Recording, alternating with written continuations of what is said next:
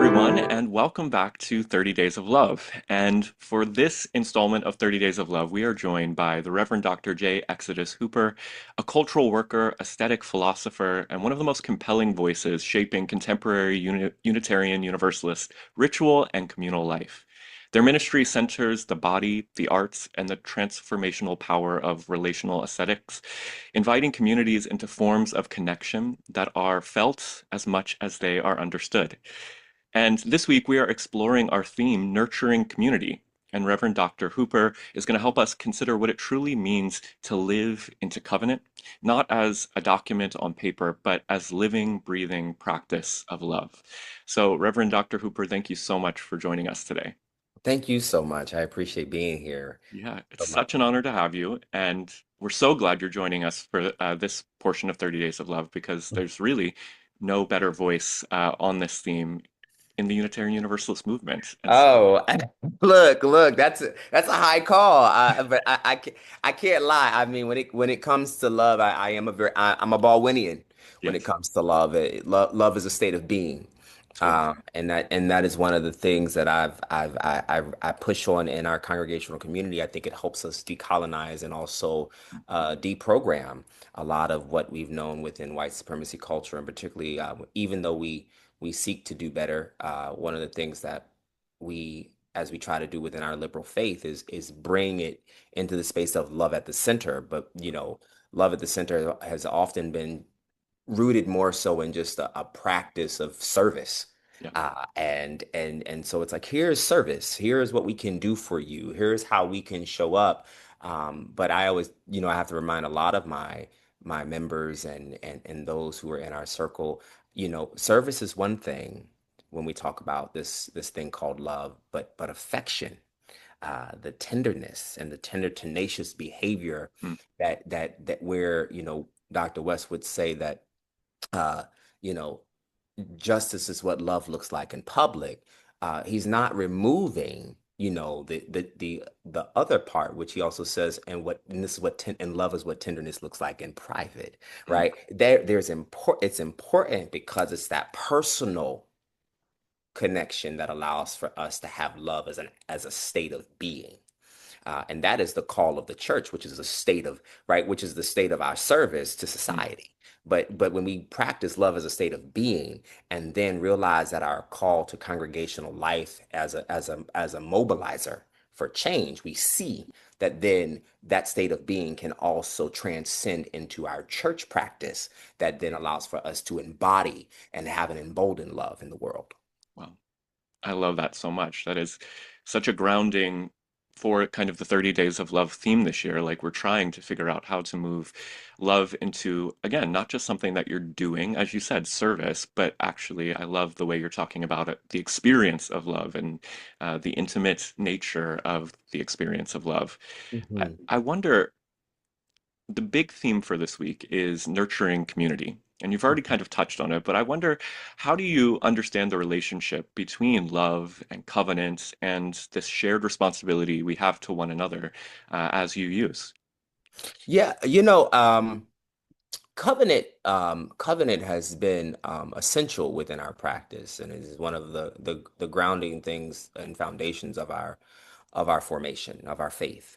Um, I believe deeply that if we are to engage covenant, as you stated earlier, it's beyond the paper. Mm. It is really I find covenant not as a way just to have the relationship building. Um, it is not a way to just state what my boundaries are and my values. Covenant in act, in practice, uh, happens when we really become vulnerable. Mm. Um, it, I find that some people establish covenant as a way to create a practice of politeness. Mm. And because they assume in order to have right relationship, they've got to go into a polite characteristic. And there's a thing that happens with covenant that we have to name when we're in relationship. There are things that we practice that are personal, which in some way, some folk would say, oh, my personality, I'm an introvert, right? For example. However, an introvert cannot always remain an introvert. Mm, And so they provide us the moment not only to engage their personality, if they cannot always be an introvert, they have to show up in their full character, right? And the character, and this is often this I'm using some Victor Turner as we talk about this. This is performativity and performance theory. So I know folk are like, where is where is this going? But this is because I have to look very carefully and strategically at persona and how persona is developed when we talk about relationship, because there is the personality and then there's the character. And those distinct things are show up in two different ways. Personality is for the personal, it is for the private. You might be an introvert, but when you need to show up in the world in the active community, you have to bring out your character. mm, That character does not mean that you're no longer an introvert, but it might mean that you become one who becomes a witness mm, or a prophetic witness in that practice of being an introvert. And so you bring that to the forefront, making very clear um, strategies around discernment and offering assessments that others might not see as because you're an introvert in your personality, but your character in the midst of community says that I can discern. mm, Right. And I can assess. I think that when we develop the covenant, the truth of the matter is that we have to be able to marry both of them together simultaneously. That requires for us to sit with number one, what is the thing that I hold personally, which is often the thing that will allow for me to be vulnerable in front of you. mm. So then covenant already engages my vulnerability. And now I have to expose that, right? And I'm asking you in the covenant to hold that, right? So Yes. it leaves me not only vulnerable, but now I'm transparent about my personality. However, the covenant is also made to enhance what community does, which is to embolden the character. Mm, And so, if this is my transparency and my vulnerability to you as someone on a personal level, then what I need the covenant to do is to enhance the character so that I can show up strong and show up in the best formation for my community. And that the best way to engage me within my covenant is now to empower me, mm, right? And so if the covenant doesn't hold vulnerability and empowerment, then we don't have covenant at all because I can never show up in the fullness of my being that is pulled with various complexities of how I am called to be in the world and how I am called to be in community.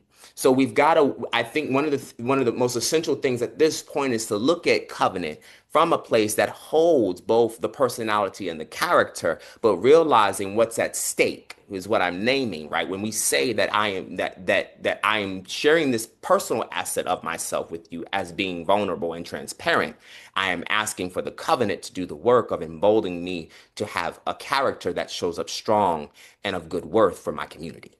mm. I love that.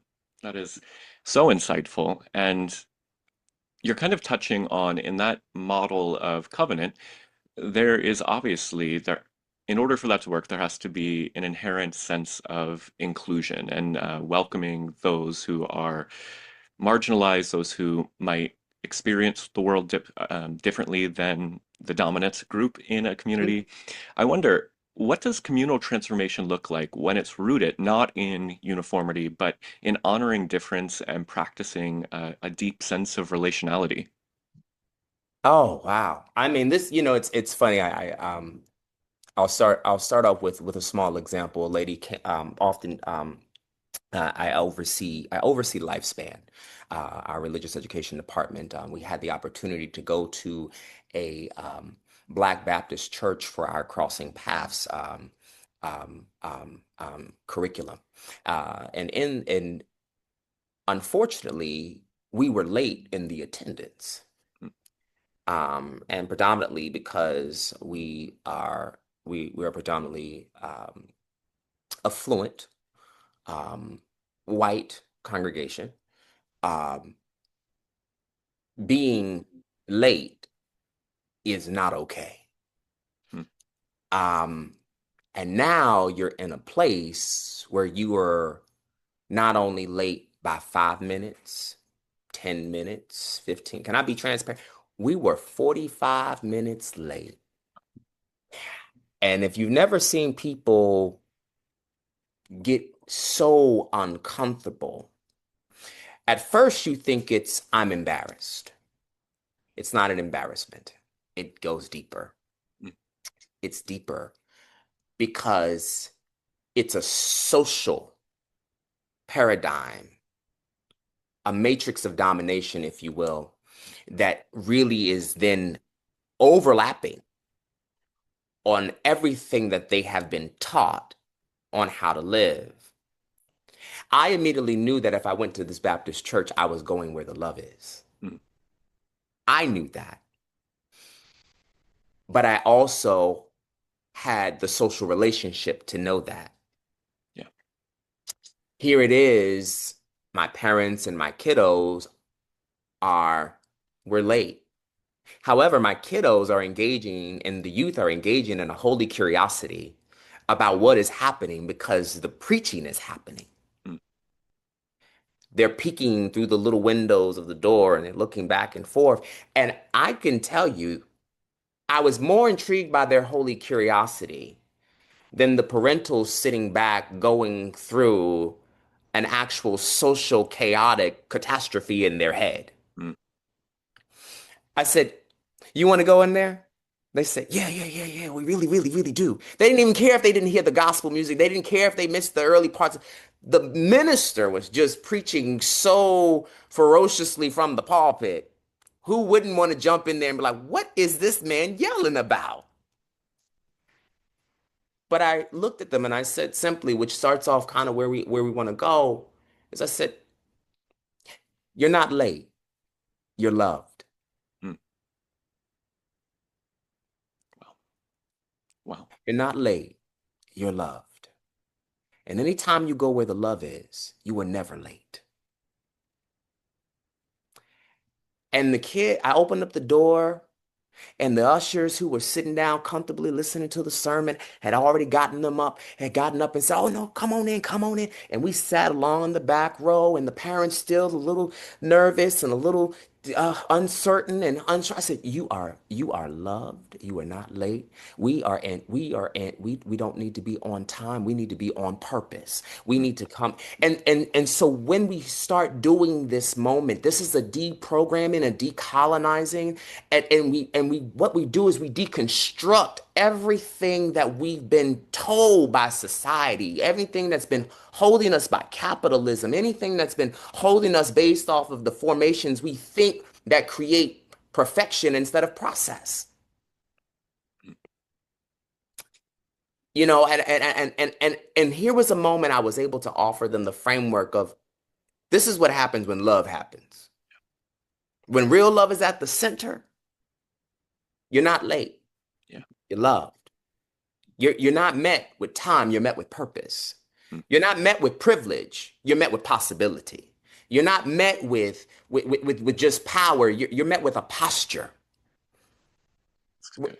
When we begin to really excavate and go through and interrogate our myths, our social myths, our racial myths, our economic myths, that we have in some way built a fortress around ourselves and our existence to think that we are going to show up better.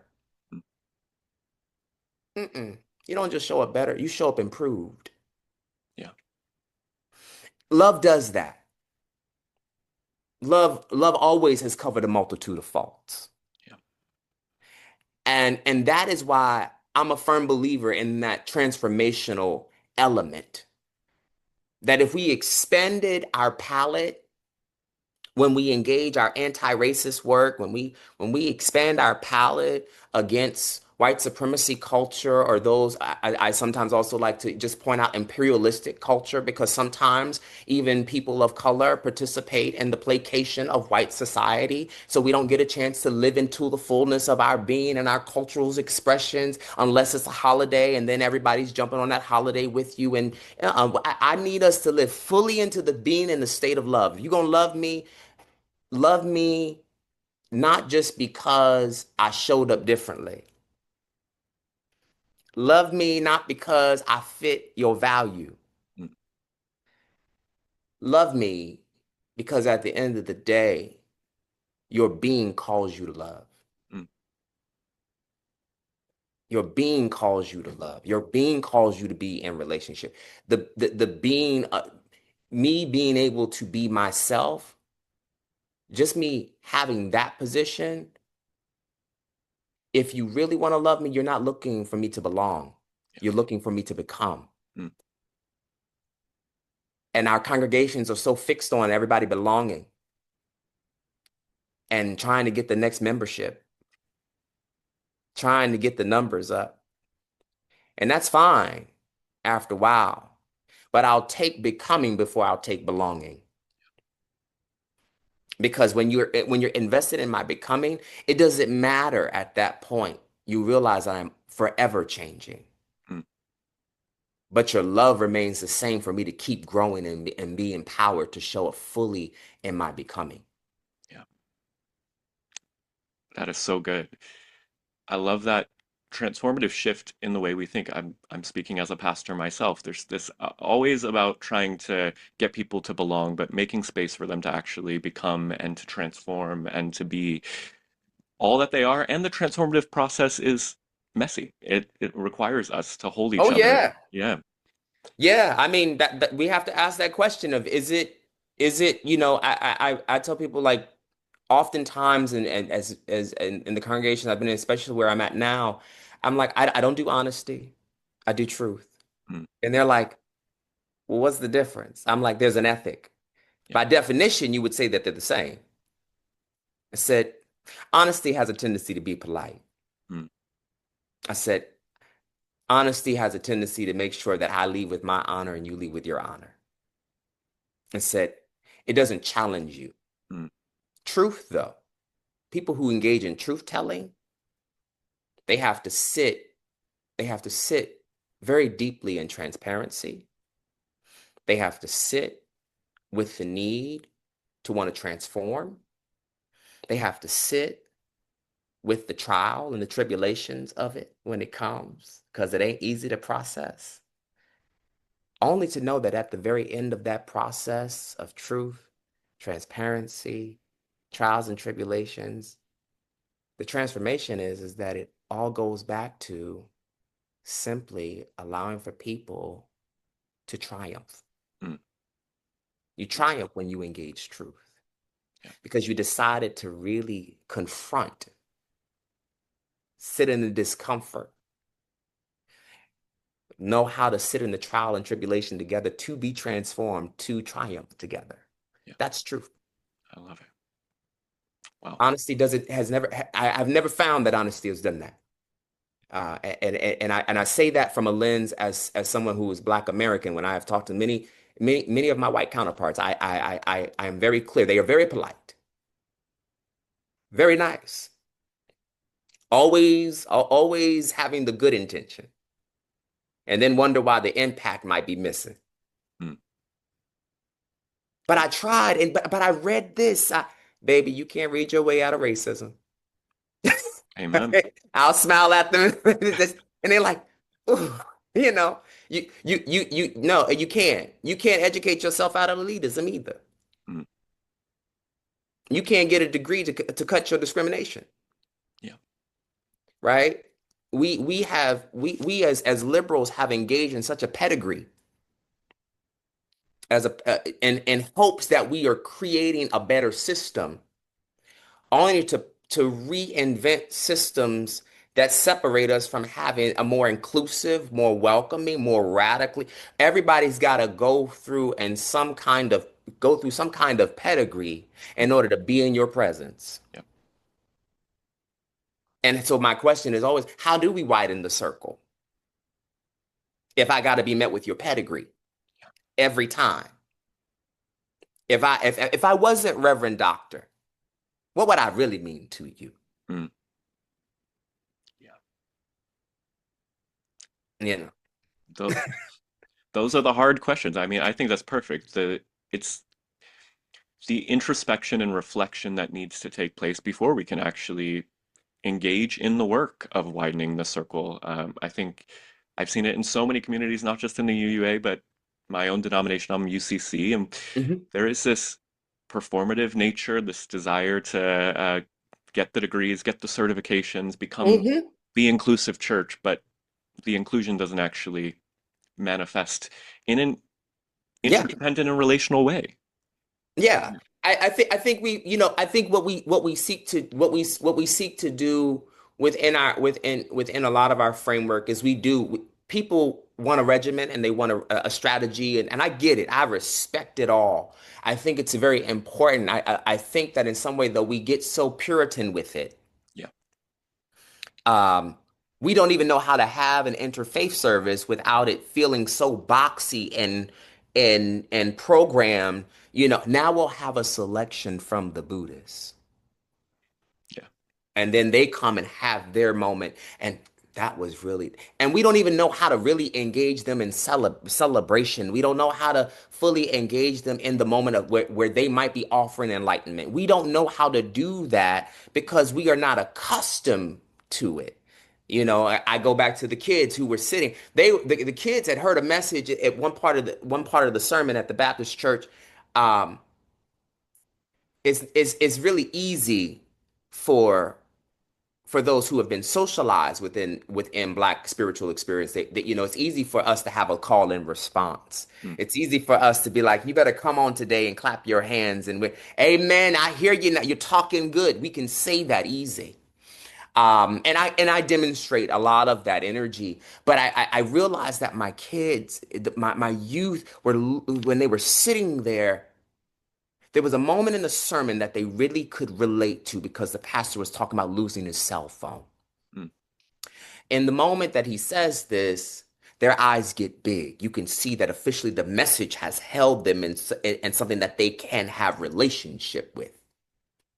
Even in the sermon, he had covenant with them because mm, they understood the anxiety behind losing their phone. He talks about the fact that after he lost his phone, he had been typing his friend on the computer because that was another way to get in contact. His friend said to him, "How did you get it? How did you how are you texting me right now?" And he said, and that's what I want to remind you, friends, that no matter the device that you think you have lost, you are always connected. mm.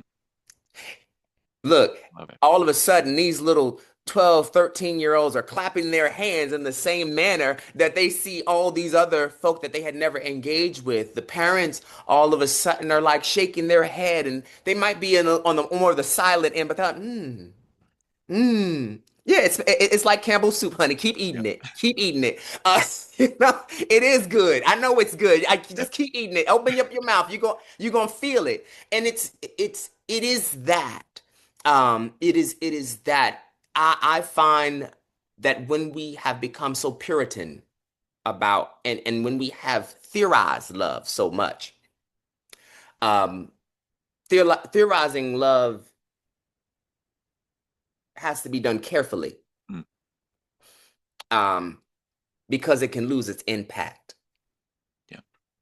Um, and as someone who engages um, the being of love from an aesthetic and performative lens, and have the opportunity to use ministry as my creative modem.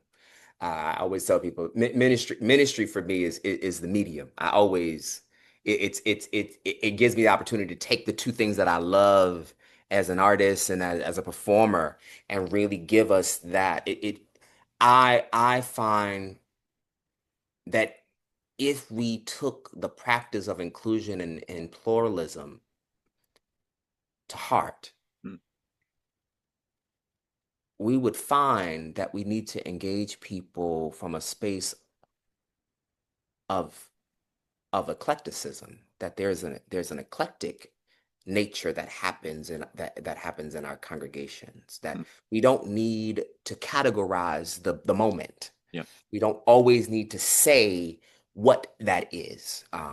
In the philosophy of Reggio Emilia, when I was an educator, Reggio Emilia taught one of the training that they would say is that the funny thing about Western culture is that we have gotten so used to labeling Yeah. the very thing that we know already exists. Why can't we just feel it and not Mm, label it? mm, And so I'm always inviting people into feeling. yeah. It's okay if you don't have language. It's okay to just feel it, Yeah. feel into it, fall into it. There, that sense of catharsis, that sense of a modality, then changes the body to respond because our body is intelligent. It is a mode of intelligence, and it gives us a moment to unfold ourselves Mm, in ways that actually say, "Can you love all of me?" yeah. I love that. And you're kind of already touching on this, but part of this week's theme really emphasizes interdependence as essential to community. Mm. And I do just want to ask you to talk a little bit about how you see interdependence in the EU context functioning as a countercultural form of love, especially in this moment where we're more connected than ever via social media, the internet, but we're also more isolated and individualistic than ever. How does interdependence challenge that? You know you're talking to a Scorpio, right? Love it. I'm like, let me go to my corner after this. I'm done. Here I am. I know they're probably like, at this point, if you're sitting in this space, you're probably like, we were just talking about community. Now you want to talk about going by yourself? Yes. It is both restorative, Yeah. to be interdependent, I mean, this, as much as I love even doing this style of conversation, I would, if I had found out that you were near the area, I would have sat down with you at a coffee shop. We would have had the lights going and we would have did the camera. I would have been saying, let's make this happen and have a real rich style of interview.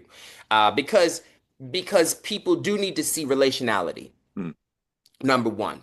Uh, People don't need to hear about it, they need to see it. yeah. They need to see how tall I am compared to you. They need to see how my expressions and your expressions respond, Mm, profile and three-quarter views. They need to see when the eyebrow goes up, when it doesn't come down. They need to see all of that. yeah. Because there's what happens with interdependence. Um, it is it is it is a nature in which we do we do our best within ourselves so that we can bring back the harvest to our community. Mm, that's good. It's there is a story, a proverb, if you will, called we often say within the Yoruba tradition, an odu. This odu is called Oshe Atura, and it deals with the creation of earth. uh, what happens is the larger supreme being Olodumare actually commissions and tells these other deities, I want you to go down and work on the earth, and all of them are mass and men and patriarchal, if you will, toxic patriarchy is running rampant in the creation of the earth. And there just so happens to be one dear goddess, Orisha, if you will, named Oshun.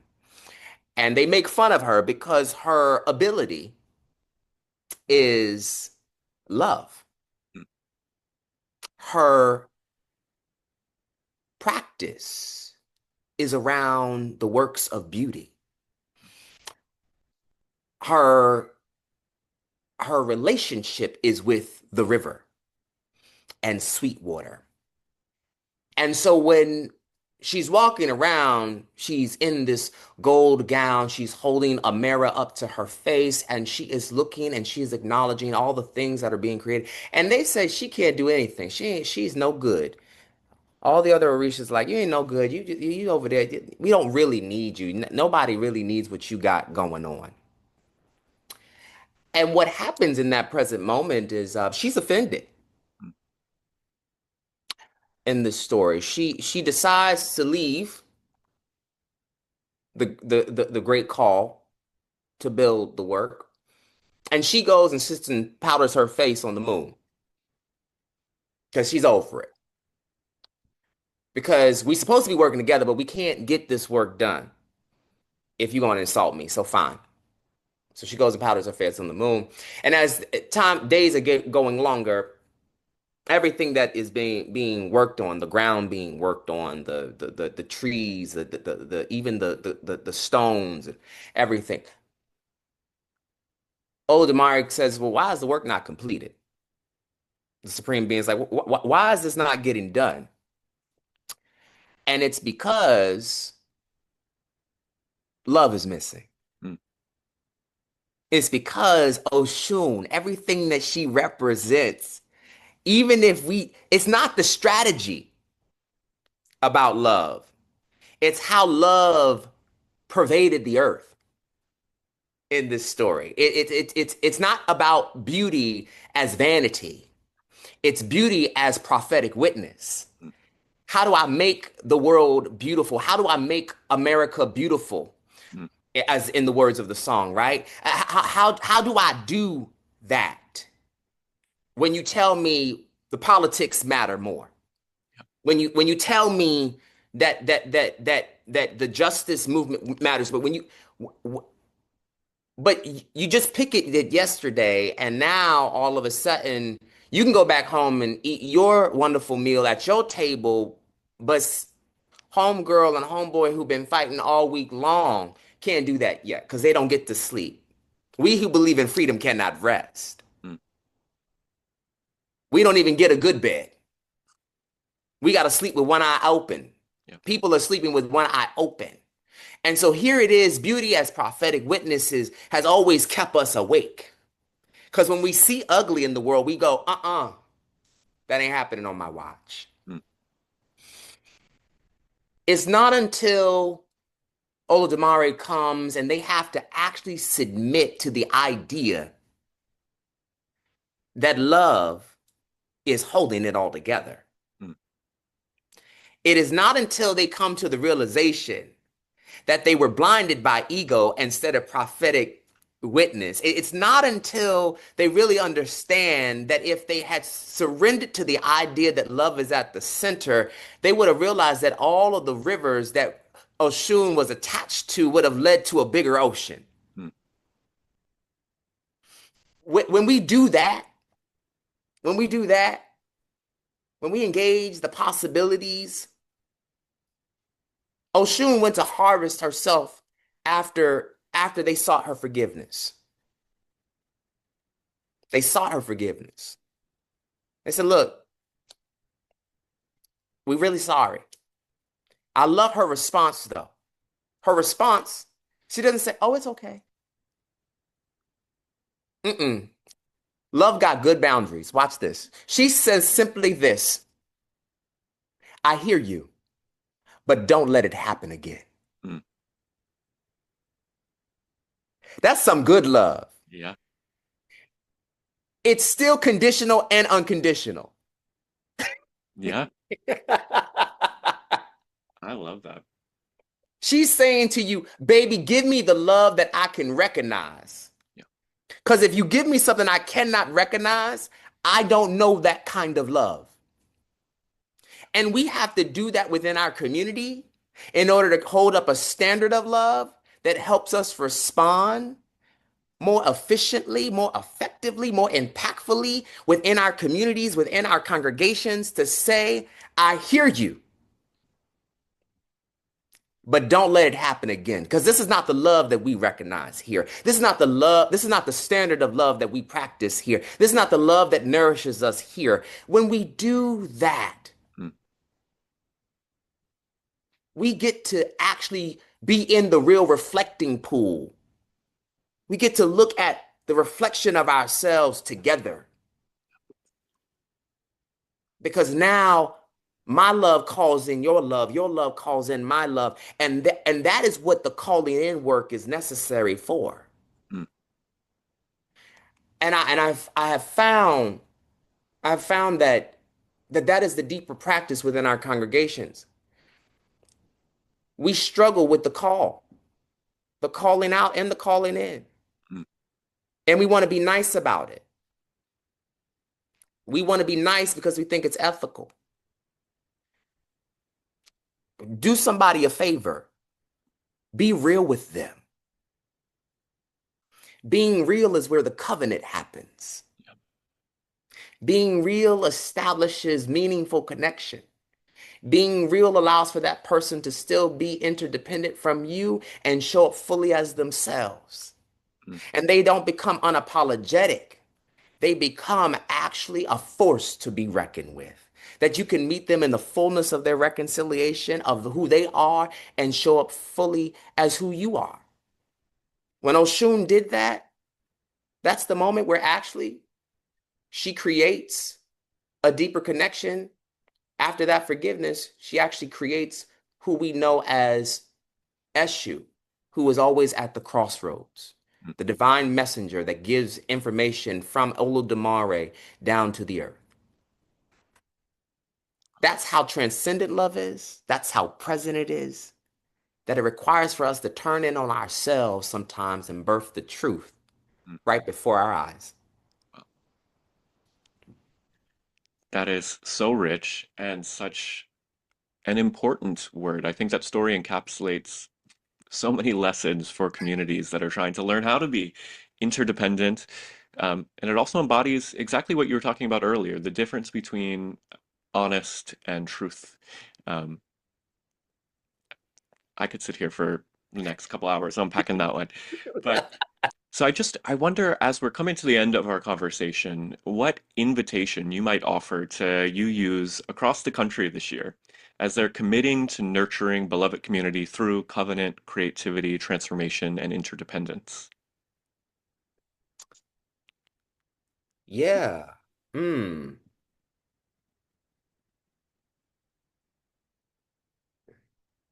I want to, I guess,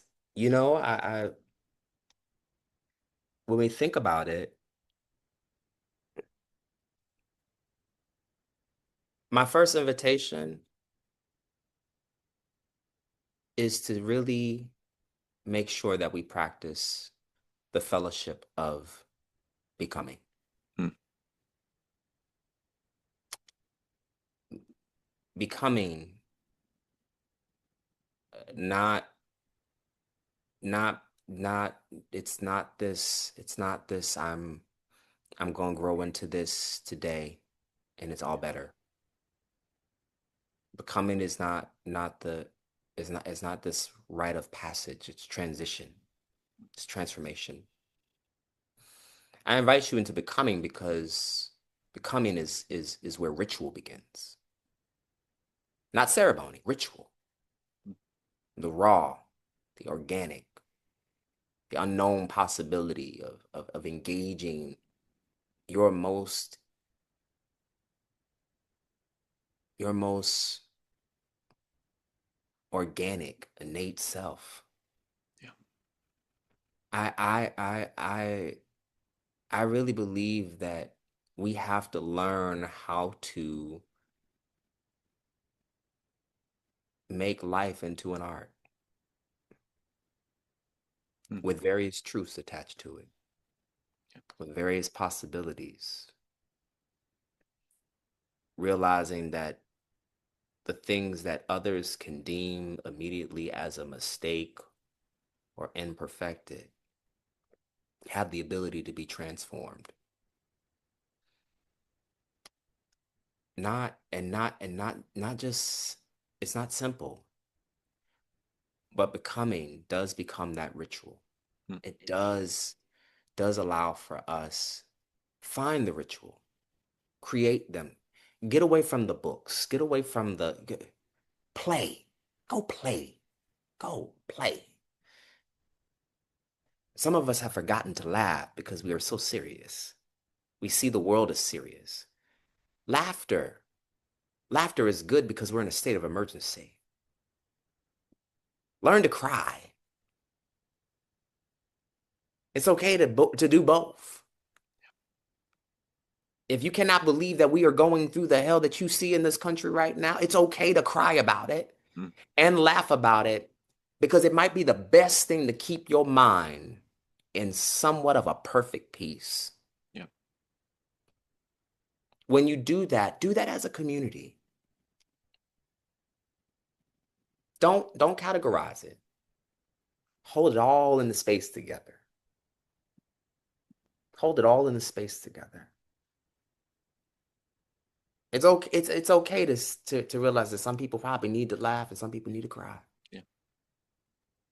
I think if we can hold those unique tensions, they are not diametrically opposed. They are all a part of our being. Love cries, and love also laughs. Mm, Love does all those things because it can hold all of it together and still be present. That's what I'm inviting people to do. mm. That is so, so good. And I just want to say, Reverend Dr. J. Exodus Hooper, thank you so much for sharing with us this year at 30 Days of Love. And to all those who are engaging in this conversation, as we continue in this 30 Days of Love together, may we carry forward the Reverend Dr. Hooper's offering to us to nurture communities where every body is honored, every story has room to unfold, and every possibility for liberation is held collectively. Let this be our shared practice as we journey deeper together in 30 Days of Love. Thank you again.